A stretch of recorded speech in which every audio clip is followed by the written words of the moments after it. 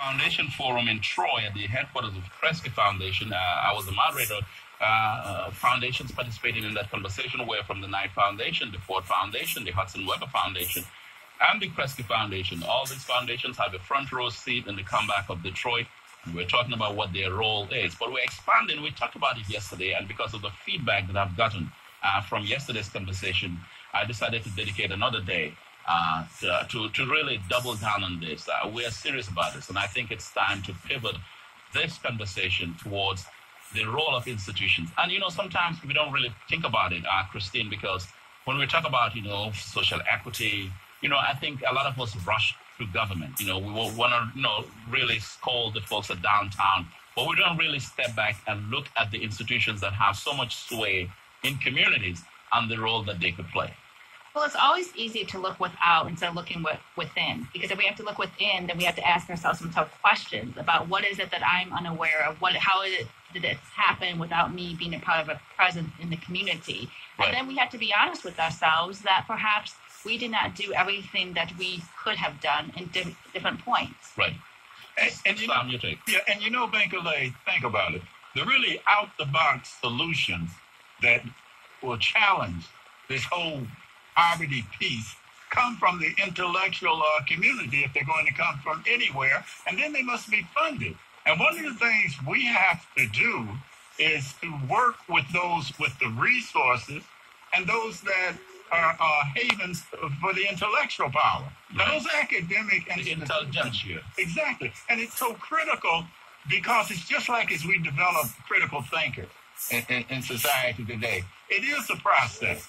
And moving the academic community hand in hand with those with the resources, the foundations, and those with a philanthropic bent is critical if we're going to address this issue of poverty. Because those mired in poverty can raise their issues, but those with the resources to address the issues of poverty must be raised in terms of levels of consciousness to a point where they will commit the resources and the brain power of academic institutions. Thinking about brain power, Kristen, you just mentioned something about brain power with kids. You want to talk about that? Sure. I was in preparation for this talk with you today. Right. I was looking at, and I was familiar with Scientific America that they had in July of 2015. It's published July 22.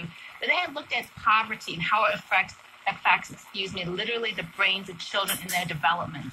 And that the gray matter their surface area of gray matter is different than children who are not living in poverty. And what I found to be incredibly striking is looking back at those same children at age 22 who were exposed to poverty, their gray matter, the surface, is less than those who were not exposed to poverty. So it is, I think, incumbent upon us to, when we link learning to obviously colleges and education, that we look at the fact that gray matters. The gray matter literally matters in our children. No question.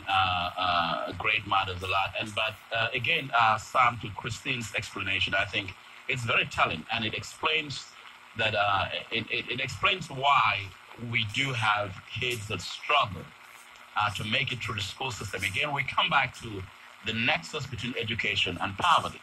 And if this becomes the prevailing narrative and the prevailing reality in Detroit, Detroit public schools can be one of the best things that ever exists in the Midwest. It still would not be able to principally succeed because the prevailing reality is that poverty exists and it continues to suppress everything else. Absolutely. Education cannot take place in a vacuum. There must be a holistic approach to education.